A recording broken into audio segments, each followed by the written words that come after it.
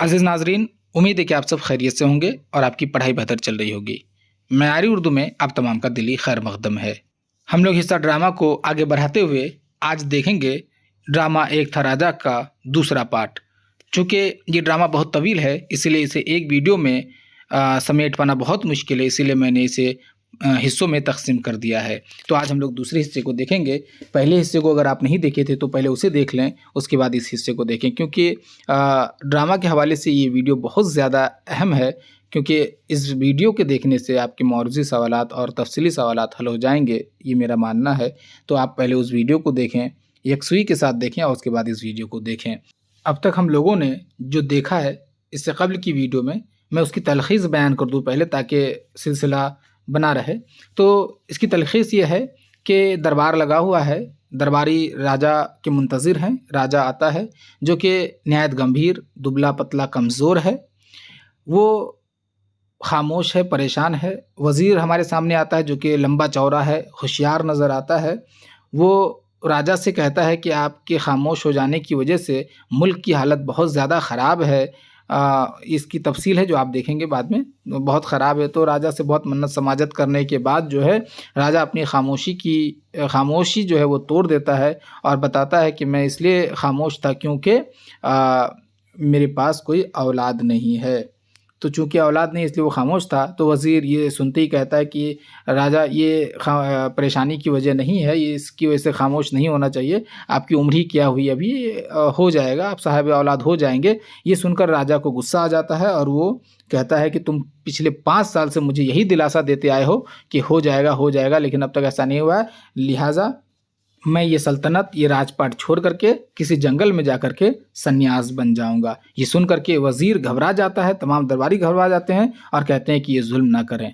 इसके बाद क्या होता है अब आप इस वीडियो में देखेंगे। पिछली वीडियो में जो आपको पढ़ाया गया था उस हिस्से से चंद मारूज़ी सवालात बनाए गए हैं, जिसका जवाब आप फटाफट दे दें, उसके बाद हम लोग आगे बढ़ेंगे। तो पहला सवाल है कि राजा का नाम बताइए। आपको राजा का नाम बताना है कि इन चारों ऑप्शन में से क्या है। जल्दी जल्दी आप कमेंट बॉक्स में इसका रिप्लाई दीजिए कि क्या है। हरिश्चंद्र है, रामचंद्र है, प्रताप चंद्र है, इनमें से कोई नहीं। अगला सवाल देखिए, राजा के वालिद का नाम बताइए। तो राजा के वालिद का क्या नाम है? हरिश्चंद्र है, रामचंद्र है या प्रताप चंद्र है, या इनमें से कोई नहीं है। ये दूसरा सवाल है। दूसरे सवाल का जवाब दीजिए कमेंट बॉक्स में फटाफट। तीसरा सवाल है कि राजा किस इलाके का हुक्मरान था? तो प्रतापगढ़, रामगढ़, हिंदुस्तान या पाकिस्तान, चारों में से कौन सा सही जवाब है, इसे जल्दी लिखिए कमेंट बॉक्स में। चौथा सवाल है कि राजा कितने दिनों से खामोश था? 13 दिन से, 14 दिन से, 15 दिन से या 16 दिन से? कितने दिन से था, जल्दी लिखिए कमेंट बॉक्स में। पांचवा सवाल है कि राजा की परेशानी की वजह क्या थी, यानी वो जो खामोशी अख्तियार कर लिए थे उसकी वजह क्या थी? औलाद का ना होना, जंग का होना, रानी की वफ़ात, वज़ीर का मक्कार होना। जो ऑप्शन दुरुस्त है उसे लिखिए। आपको सिर्फ अलीफ, बे या जीम या दाल लिखने की ज़रूरत है, पूरा लिखने की ज़रूरत नहीं है, वो समझ में आ जाएगा।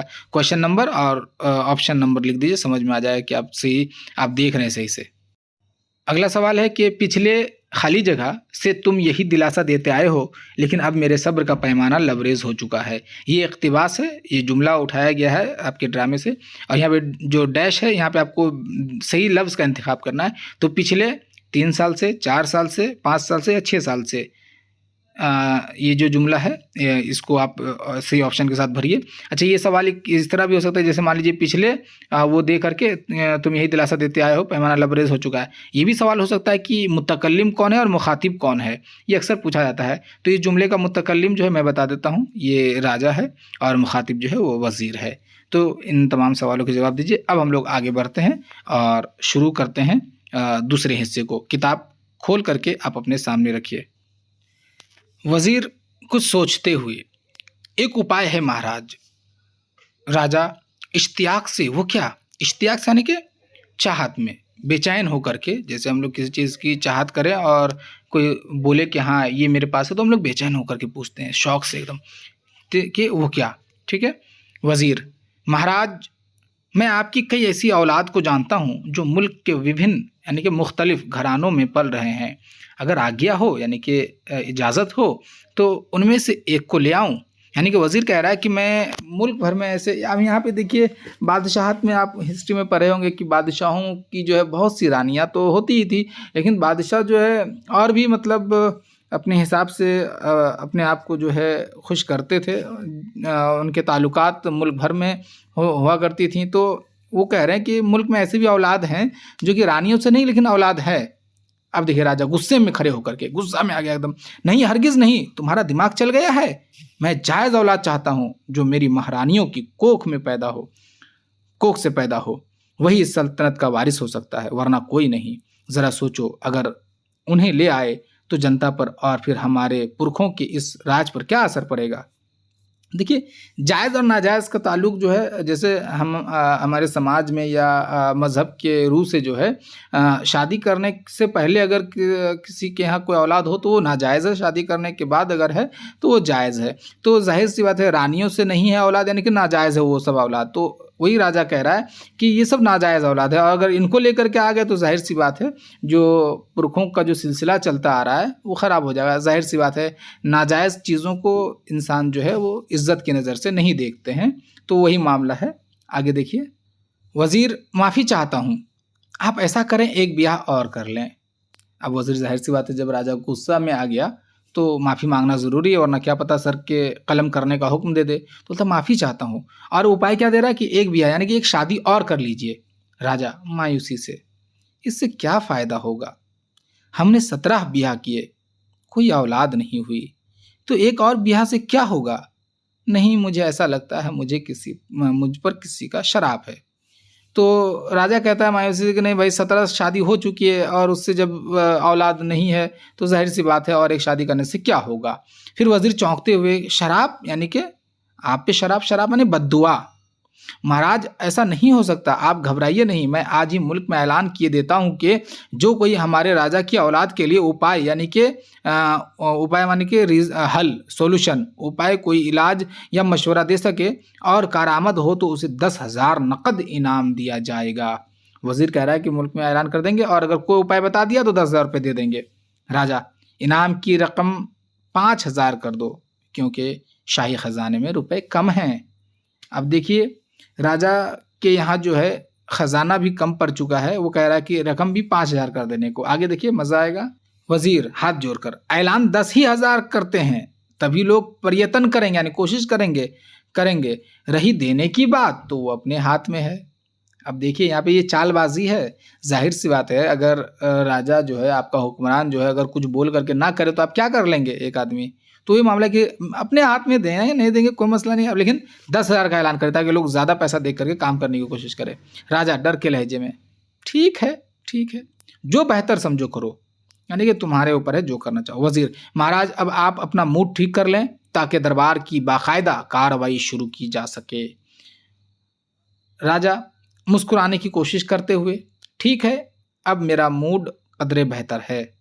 वजीर, शुक्रिया महाराज, अब मैं आपको ये याद दिलाने की कोशिश करूंगा कि आज महाराज का जन्मदिन है। दरबारी खड़े होकर बैक ज़बान यानी कि एक साथ बोलते हैं, मुबारक हो, जन्मदिन की बधाई हो। यानी कि वज़ीर जो है उस उपाय से कि राजा जो 15 दिनों से खामोशी अख्तियार किया हुआ था, बहुत दुख तकलीफ़ में था कि वारिस नहीं है उनके पास, तो वज़ीर कहता है कि मुल्क भर में हम ऐलान कर देंगे, जो कोशिश करके कोई हल बताएगा उसको हम इनाम दे देंगे 10,000 रुपये। इस तरह का मामला है। और उसके बाद फिर अब वज़ीर कहता है कि चूँकि महाराज कार्रवाई भी करनी है तो मूड ठीक कर लीजिए और कार्रवाई शुरू करेंगे। तो अब जो है वो मूड ठीक कर लिया है।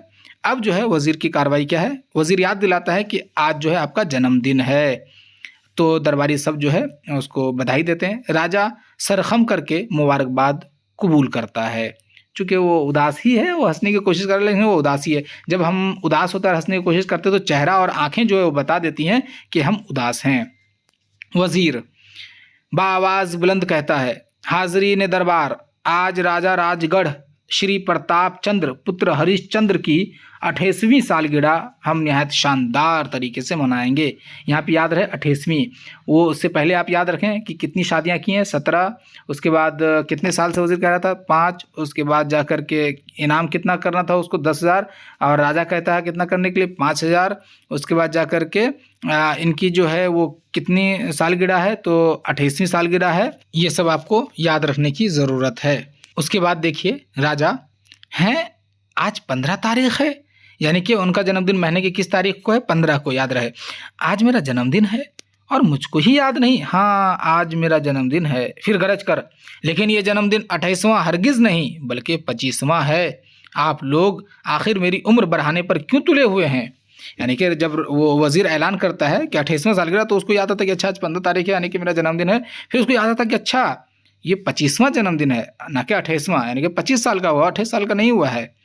दरबारी खड़े होकर बैगजान एक साथ कहते हैं, बैगजाने एक साथ कहते हैं, उम्र दराज हो हमारे राजा की उम्र दराज हो। राजा गुस्से से, ये ठीक है, यानी कि जो उम्र दराज हो कह रहा है ये ठीक है, लेकिन अभी मैं 27वीं का नहीं हुआ बल्कि मेरी उम्र 25वीं में दाखिल हुई है। आखिर मैंने अपने ये केश खिजाब से सियाह नहीं किए हैं। केश माने बाल और खिजाब यानी कि जो आप यूँ समझे ना, वो काला करने के लिए जो लगाते हैं बाल में। तो बोलता है कि इस तरह से हम बाल को काला नहीं किए हैं। मेरी उम्र जो है अभी 25 साल है। ठीक है, आपको याद रखने की ज़रूरत है। यहाँ पे मौजूद सवालात क्या है कि 15 तारीख को जन्मदिन है, वज़ीर के मुताबिक 28वां सालगिरह है और राजा के मुताबिक 25वां सालगिरह है। ये यहाँ पे मौजूद सवालात हैं। उसके बाद आगे देखिए, आगे कहता है कि दरबार में मौत की सी खामोशी तारी है। चूँकि राजा गुस्से में आ गया, इसलिए जो है मौत की सी, मतलब एकदम खामोश है सब। वज़ीर अब खंखारते हुए, यानी कि जब बहुत खामोशी हो जाती है, डरते हैं, तो हम लोग इस तरह करते हैं ना, इस तरह से हल्का सा, मतलब अदबन, ताकि अपनी तरफ तवज्जो मबज़ूल कर सके। लेकिन महाराज आज्ञा हो तो कुछ अर्ज़ करूं। अब वो पूछता है, वज़ीर कहता है, राजा तमकनत से सर के इशारे से इजाज़त देता है। फिर ताज गिरने को है, वज़ीर बढ़कर संभाल लेता है। यानी कि तमकनत से, यानी कि गुरूर में, घमंड में, मतलब इशारा करते इस तरह से, इशारे में भी घमंड ज़ाहिर हो जाता है। तो जो सर जो हिलाता है तो ताज फिर से गिरने वाला है, ताज पकड़ लेता है वज़ीर। अब वज़ीर क्या कहता है सुनिए। अच्छा, मैं आपको एक बात और बता दूं कि ये जो डायलॉग्स है ना, ये याद रखिए कौन कौन क्या कह रहा है, क्योंकि पूछा जाता है कि ये जुमला किसने कहा, तो उस वक्त परेशानी होगी।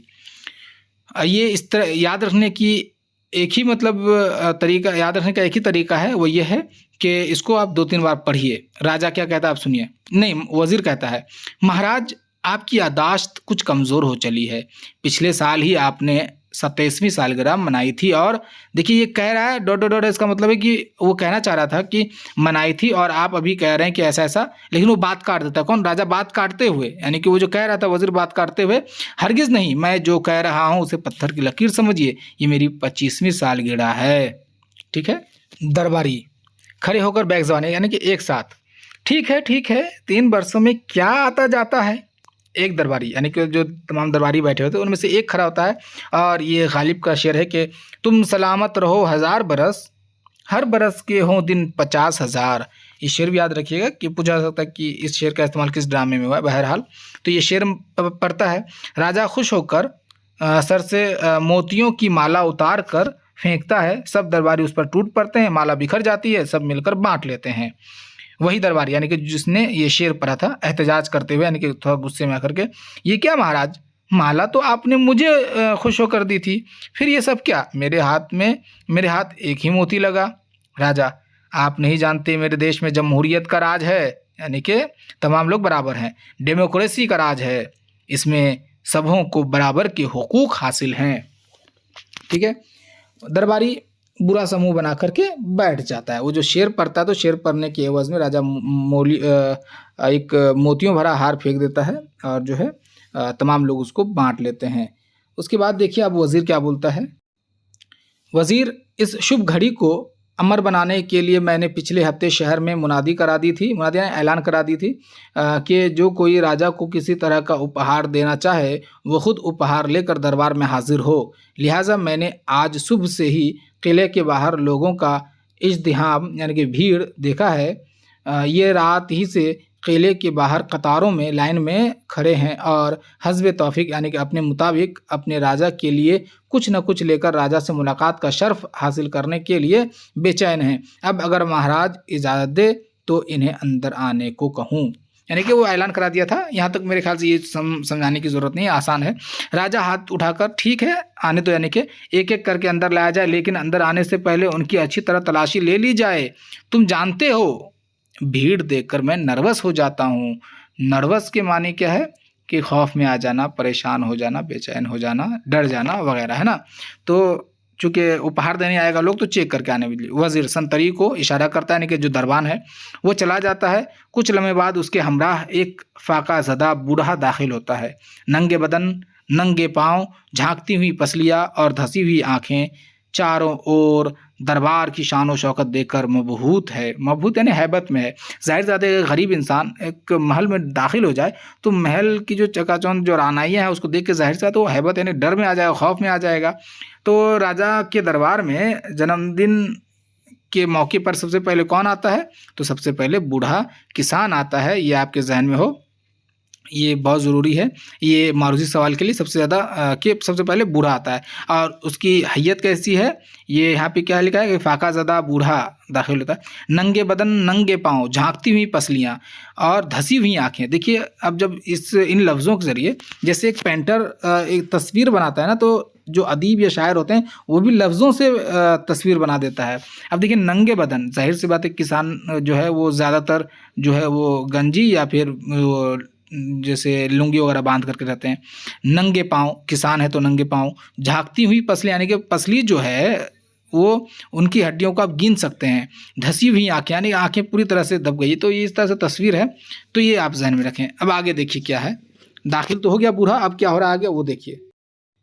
राजा गुस्से में तख्त से उठकर, यानी कि उसको देख करके, ये क्या, इस बूढ़े फकीर को अंदर आने की इजाज़त किसने दी? वज़ीर समझाते हुए, लेकिन महाराज ये फ़कीर नहीं, हमारी रियाया है और अगले साल ही इलेक्शन होने वाला है। अगर अवाम के दिल न जीते गए तो हरीफ पार्टियां वोट ले जाएंगी और फिर ये गद्दी हाथ से गई समझिए। देखिए, ये वज़ीर बहुत चालाक है और चीज़ों को समझता है, मौके को समझता है। और चूंकि राजा जब बूढ़े को देख करके नाराज़ हो गया तो वज़ीर उसको समझा रहा है कि चूंकि इलेक्शन है तो आपको अब इसके सामने तो रहना ही होगा। और आप देखे होंगे कि इलेक्शन के वक्त में जो भी प्रधान हो या जो भी हो, वो आप चाहे जिस दर्जे के हों आपके पास ज़रूर आएगा, आपसे बातचीत मन्नत समाजत ज़रूर करेगा। तो वही उन चीज़ों के यहाँ पे है कि हुक्मरानों को अपनी रियाया से जो हमदर्दी है या होती है वो सिर्फ इलेक्शन के वक्त में, बहरहाल, ताकि उसका जो तख्त है वो चला ना जाए। राजा कुछ नहीं कहता, नफरत से बूढ़े को देखते हुए नाक पर रुमाल रख लेता है। वज़ीर, महाराज ये शख्स कल रात से लाइन में खड़ा है, इसका इसरार है, यानी कि ज़िद है कि वो आपसे ज़रूर मिलकर जाएगा। राजा नखवत के मानी घमंड, नखवत से, तुम क्या लाए हो मेरे लिए और तुम मुझे क्या दे सकते हो? बूढ़ा हाथ जोड़कर, महाराज ये सच है, मैं आपको कुछ नहीं दे सकता। मैं एक बूढ़ा किसान आपको क्या दे सकता हूँ? जो कुछ भी मेरे पास था वो सब आपको दे चुका हूँ। अब ये चमड़ी बची है, इसे अपनी जूती के लिए इस्तेमाल कीजिए। बस यही मेरा आखिरी तोहफ़ा है, यही मैं आज देने आया हूँ।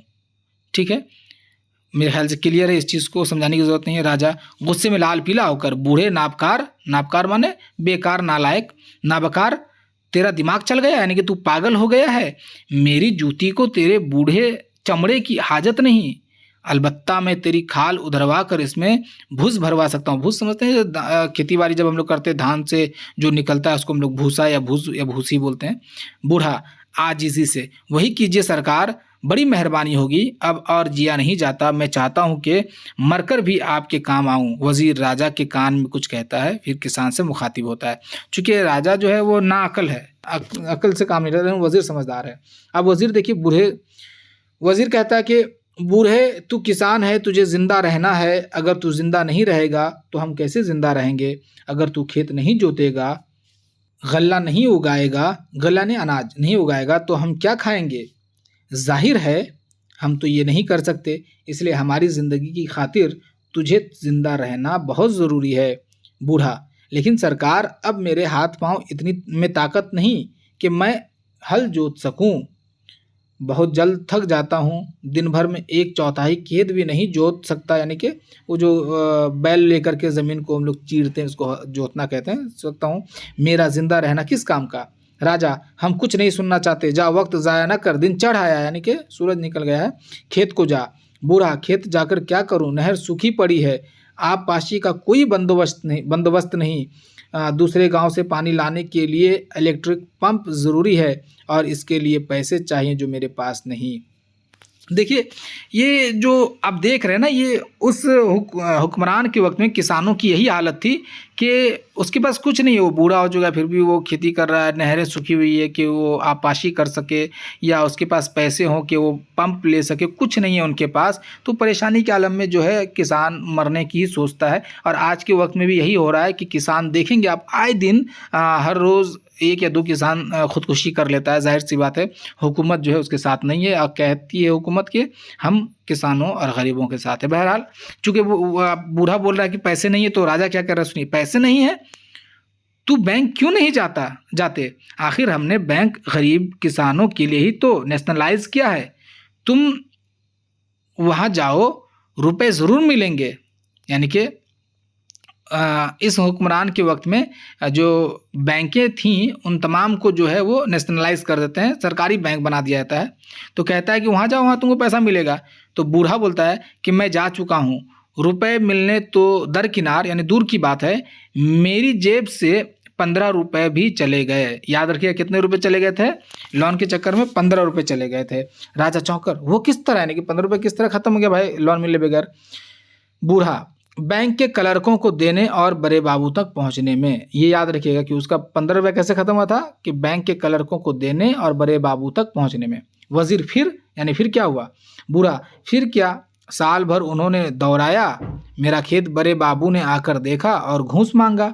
अब बताइए, मैं गरीब किसान ₹100 कहाँ से लाता? नतीजा ये हुआ, उधार नहीं मिला। तो इस चीज़ को देखिए, उधार कितना माँग रहा है, घूस कितना माँग रहा है? ₹100 माँग रहा है एक गरीब किसान से। तो सरकार तो ये कहती है कि गरीबों के लिए सब कुछ है, लेकिन हकीकत ये है कि गरीबों के लिए कुछ नहीं है। इस ड्रामे में बहुत उम्दा तरीके से इन तमाम चीज़ों को इन्होंने पेश किया है। इसीलिए मैंने कहा था कि ये ड्रामा बहुत उम्दा, आप पढ़िए तो देखिए।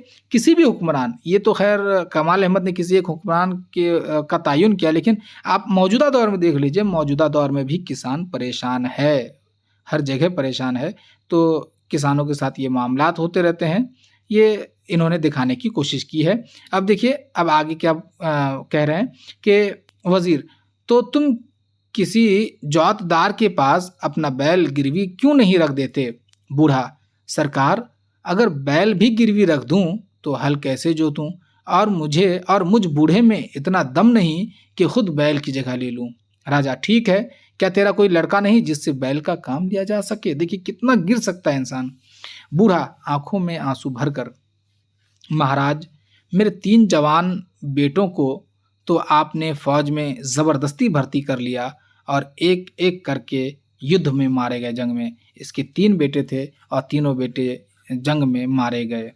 सिसकियाँ भरता है यानी रोता है वो। वज़ीर, भाई वतन की हिफाजत के लिए तो ये ज़रूरी है। यानी देखिए, गरीबों की ज़िंदगी में कुछ नहीं है, ना पैसे, ना दौलत, ना खाने को सामान, ना ही अच्छी सेहत, ना ही बाल बच्चे, क्योंकि वो भी सरकार के काम आ जाते हैं, तो कुछ नहीं है खुशियाँ कह कर के। आगे देखिए, बूढ़ा, और महाराज, उनके शहीद होने के बाद मुझसे माहना ₹50 वज़ीफ़ा का वादा किया था, जो 3 माह मिलकर बंद हो गया।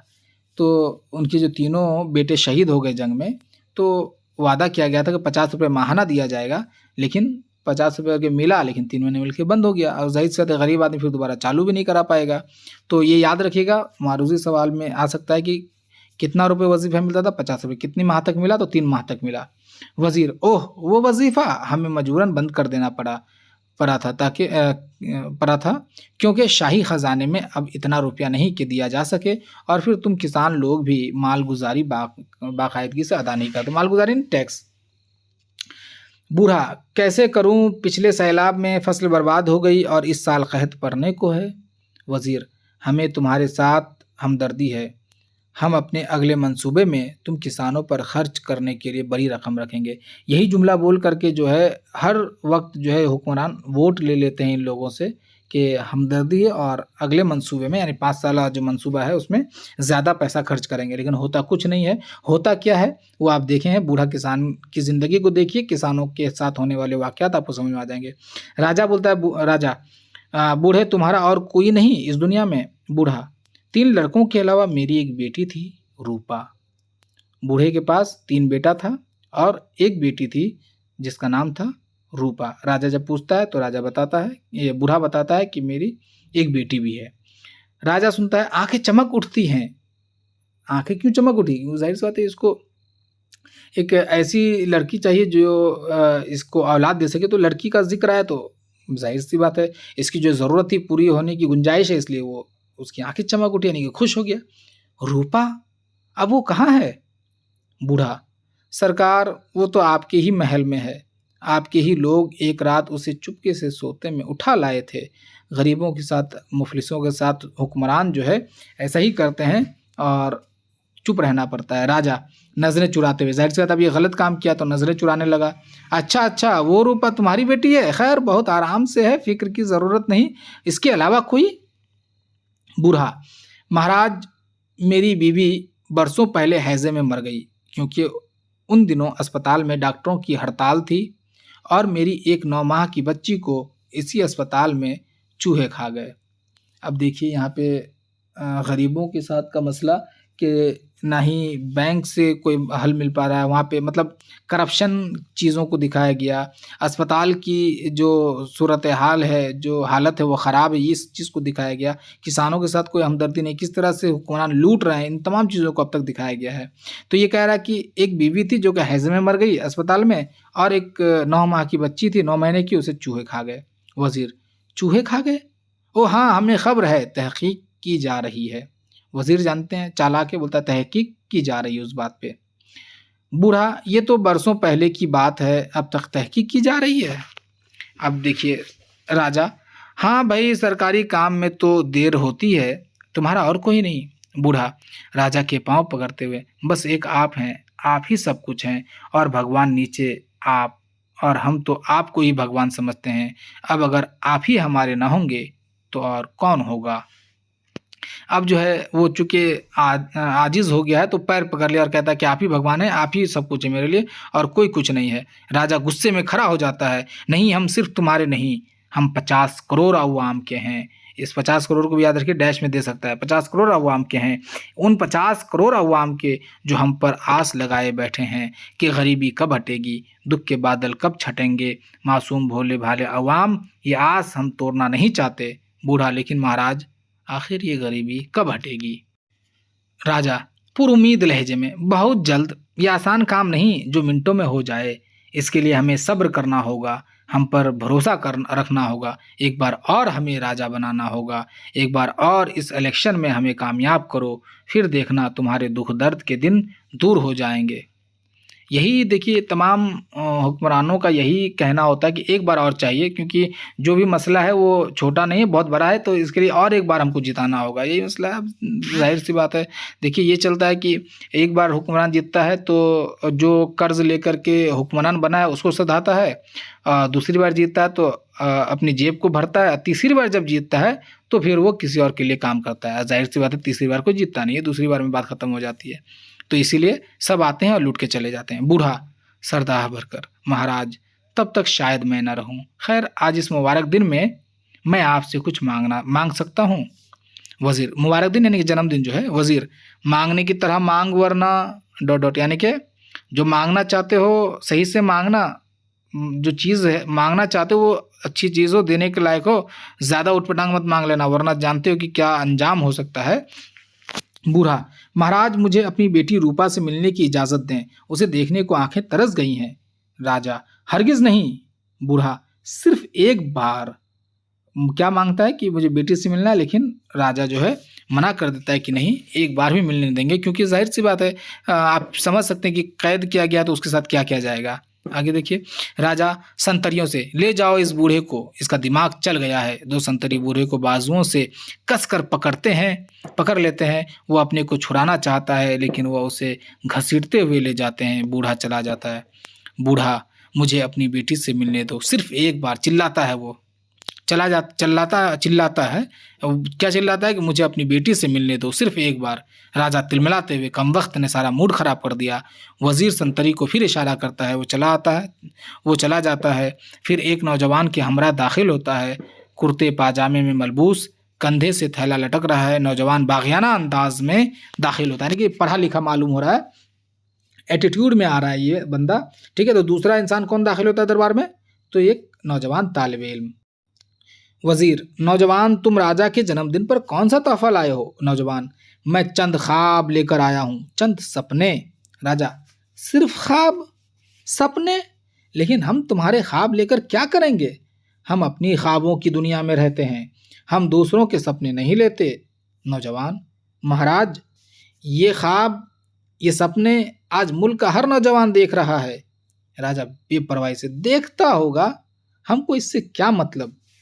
नौजवान, लेकिन महाराज इन ख्वाबों की ताबीर आपसे वाबस्ता है।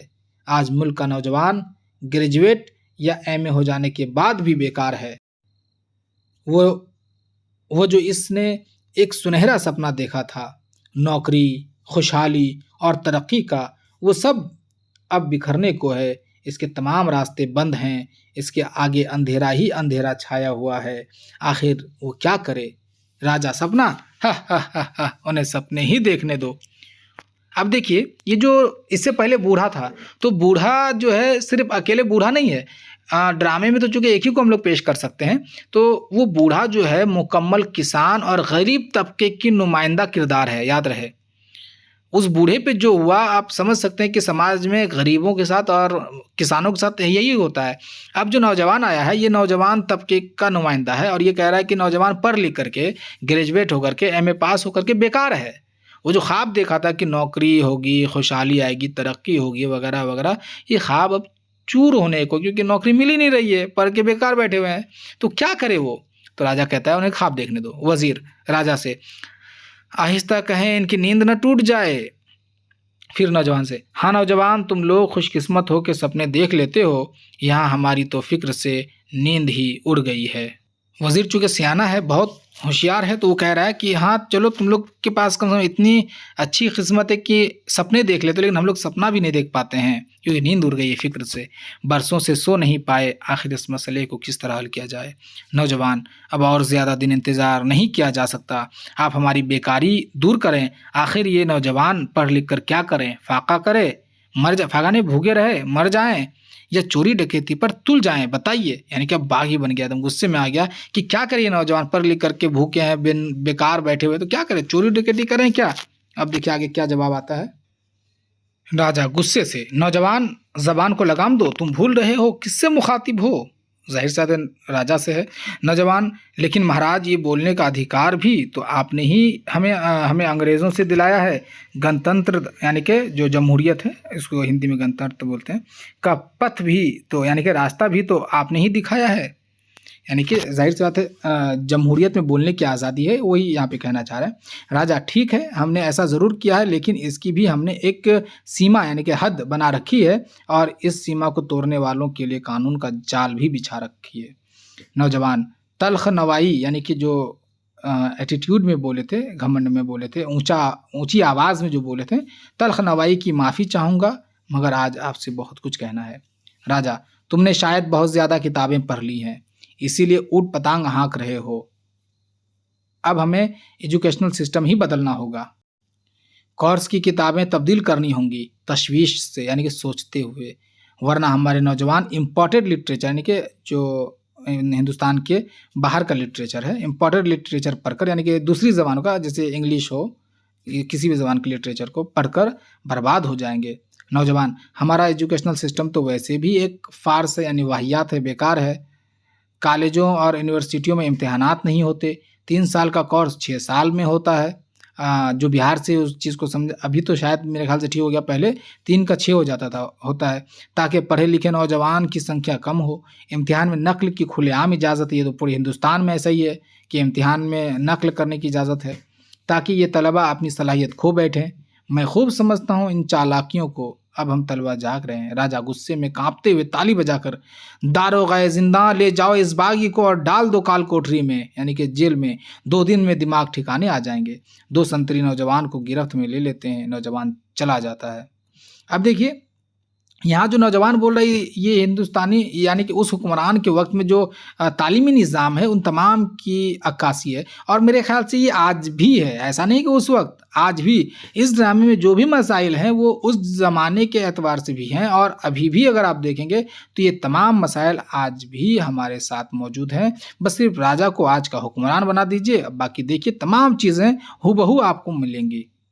नौजवान, आप पछताएंगे। वो जो चूंकि संतरी पकड़ के लेके जा रहा है तो वो चिल्ला रहा है कि आप पछताएंगे, मैं स्टूडेंट लीडर हूँ, इलेक्शन करीब है, मुल्क के 1.5 लाख स्टूडेंट मेरे साथ हैं, मेरी नज़रबंदी के खिलाफ, यानी कि जो कैद कर देंगे नज़रबंदी के खिलाफ ज़बरदस्त आंदोलन चलाएंगे, वो आपका ये तख्त व ताज खतरे में पड़ जाएगा। वजीर राजा के कान में कुछ कहता है, क्योंकि वजीर चालाक है तो कान में समझाता है, राजा के इशारे से संतरी को छोड़ता है। वजीर क्या समझाया होगा कान में कि महाराज मसला हो जाएगा, 1.5 लाख वोट चली जाएगी तो जो है छोड़ दीजिए, इस तरह से कान में समझाया होगा, उसका छोड़ देता है। राजा अब नर्म पड़ते हुए, नौजवान, हम अहिंसा के यानी कि तशद्दुद के खिलाफ, हम अहिंसा के पुजारी हैं, हम गांधी जी के मानने वालों में ही हैं, फिर तुम्हारे अंदर ये मार धाड़ के विचार यानी कि सोच कहाँ से आ गए? शांति और धीरज, अमन से काम लो नौजवान, ये वो समस्या है जिसका समाधान इतना आसान नहीं, दिमाग गर्म करके हल नहीं किया जा सकता। इसके लिए हमें गंभीरता से, संजीदगी से सोचना होगा। हम इस सिलसिले में बहुत जल्द नौजवानों से मिलेंगे, उनकी शिकायतें सुनेंगे। इसके लिए हमें तुम्हारी मदद की ज़रूरत है। क्या ऐसे आड़े वक्त में यानी कि बुरे वक्त में तुम हमारा साथ नहीं दोगे? अब राजा चूंकि नर्म पड़ गए, यही वजीर समझाया कि देखिए आप ऐसा सब बोलिए वरना 1.5 लाख वोट चली जाएगी। तो राजा अब जो है नौजवान को समझाता है, जाहिर सा चाल साजी है, ये चाल है, ये हम लोग इसी के चक्कर में पड़ जाते हैं। तो कहता है कि साथ नहीं दोगे? अब नौजवान कहता है कि हम बातचीत के लिए तैयार हैं, मगर सिर्फ योजना यानी कि मंसूबा बनाने से काम नहीं चलेगा, इस पर अमल करना ज़रूरी है। राजा, ज़रूर ज़रूर। फिर गले से हार निकाल कर फेंकते हुए, लो ये तुम्हारा इनाम है। नौजवान फटी फटी आंखों से देखते हुए, ये इनाम किस लिए महाराज? फटी फटी आंखों से देखने का मतलब है कि बहुत ज़्यादा खुश हो जाना, खुशी से आंखें बाहर आ जाती है, ये मानना होता है।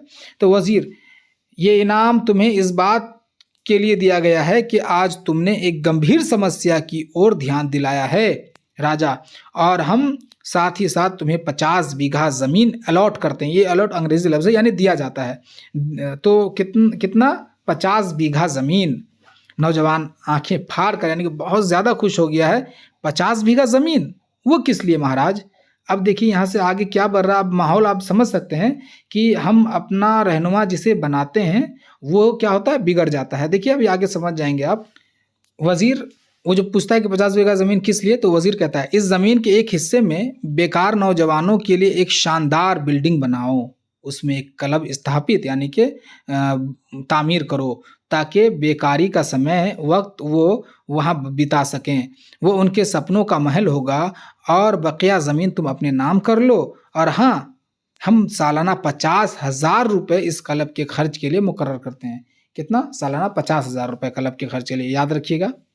नौजवान खुशी से बेकाबू होकर, धन्य हो महाराज, धन्य हो, फिर कुछ याद करके, लेकिन महाराज अगर दूसरे नौजवान को ये फैसला पसंद न आया और उन्होंने मुझ पर गद्दारी का इल्ज़ाम लगाया तो मैं क्या करूँगा महाराज? राजा कमर से खंजर निकाल कर देते हुए, लो ये तुम्हारी हिफाजत करेगा।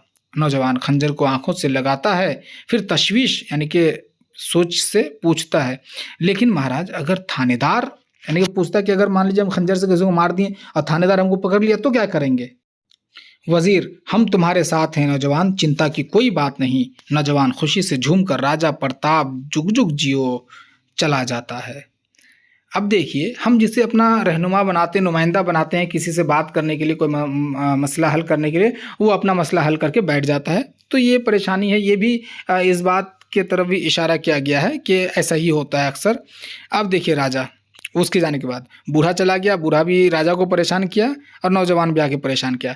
बात तो ये है कि जन्मदिन है और तोहफा देने आ रहा है, लेकिन ये लोग तोहफा नहीं, इनसे सवाल जवाब करने आ रहा है। राजा वजीर से, जन्मदिन मनाने का ये खूब तरीका निकाला है कि मुझे रियाया के सामने जवाबदेह होना पड़ रहा है। ये राजा गुस्सा हो रहा है वजीर से। वजीर हाथ जोड़कर, गलती हो गई सरकार, मुझे पता न था कि ऐसे लोग आ जाएंगे, लेकिन महाराज इससे एक फ़ायदा ये ज़रूर हुआ कि आपको जनता की भावनाओं का पता चल गया। राजा बिगड़ कर, हमें सब पता है, लेकिन हमें इनकी भावनाओं से कोई मतलब नहीं। अगर हम ये फिक्र करने लगें तो फिर हुकूमत कौन करे? वजीर डर कर, क्षमा करे महाराज, भूल हो गई। राजा तमकनत से यानी कि गुस्से में, घमंड से, आइंदा ऐसा ख्याल रखा जाए वरना हम ये समझेंगे कि तुम भी हमारे वफादार न रहे। वजीर गिड़गिड़ाते हुए, नहीं महाराज, मैं मरते दम तक आपका वफादार रहूँगा। राजा ठीक है, इसी में तुम्हारी भलाई है। वजीर संतरी से, बाहर बाहर लोगों से कह दो कि भेंट यानी तोहफा स्वीकार किए जा चुके हैं, लिहाजा वो अपने अपने घरों को चले जाए। संतरी चला जाता है, फिर वापस आता है। तो अब तक हम लोग ये देखें कि जन्मदिन के मौके पर जो ऐलान किया जाता है कि लोग आएँ और तो उपहार दे सके, तो उपहार देने के लिए ज़ाहिर सी बात है पहले आता है बूढ़ा किसान, जो कि अपनी परेशानियों को उनके सामने रखता है और उनकी परेशानियाँ आप देख चुके हैं। उसके बाद नौजवान लीडर आता है, जो कि नौजवानों की बेकारी और एजुकेशनल सिस्टम तमाम चीज़ों पर बहस करता है और उसके बाद फिर वो अपना उल्लू सीधा करके चला जाता है। उसके बाद राजा जो है गुस्सा हो जाता है वज़ीर पे कि तुमने जन्मदिन मनाने का बहुत अच्छा तरीका अपनाया है। वो क्षमा माँगता है और उसके बाद कहता है संतरी से वज़ीर कि जाओ सबको कह दो कि तमाम तोहफे स्वीकार हो चुके हैं, अब आप सब घर जा सकते हैं। लेकिन संतरी जाता है, फिर वापस आ जाता है। संतरी वापस क्यों आता है ये हम लोग और इसके आगे हम लोग जो है अगले पार्ट में देखेंगे, क्योंकि वीडियो बहुत ज़्यादा तवील हो जा रही है। तो नाज़रीन, आज आप जो है देखे हैं कि जन्मदिन के मौके पर जो दरबारी कार्रवाई हुई जिसमें बूढ़ा किसान और नौजवान लीडर आया, इन तमाम वाक़यात को हम लोग देखे हैं। उम्मीद है कि आप समझ गए होंगे। अब जो है हम लोग अगले पार्ट में देखेंगे इसके आगे, चूँकि ये बहुत तवील ड्रामा है, करीब 15-20 पेज पर है, तो इसे हम लोग 4-5 पार्ट में रख दिए हैं। इसे आप देखिए, इसको देखेंगे तो 5 नंबर जो आपका मौरूज़ी सवाल है वो हल हो जाएगा और उसके बाद 5 नंबर तफ़सील यानी 10 नंबर जो ड्रामा से है, और इसे आप देखते रहेंगे तो इंशाल्लाह हल हो जाएगा। इसे आप 1-2 बार ज़रूर देखिए। तो नाज़रीन, आप इस वीडियो को अपने दोस्तों अहबाब से शेयर करें ताकि वो भी इससे इस्तेफ़ादा कर सके। चैनल पर नए हैं तो चैनल को सब्सक्राइब कर दें, और अगर इस वीडियो में या ड्रामा को समझने में कोई परेशानी है तो कमेंट बॉक्स में लिखें, मैं उसे दूर करने की कोशिश करूँगा। वीडियो की पसंदीदगी या नापसंदीदगी के हवाले से कमेंट बॉक्स में इज़हार करें ताकि मेरी हौसला अफजाई हो सके या मैं अपनी इस्लाह कर लूँ। अब अगली वीडियो तक के लिए इजाज़त दीजिए। अल्लाह हाफ़िज़।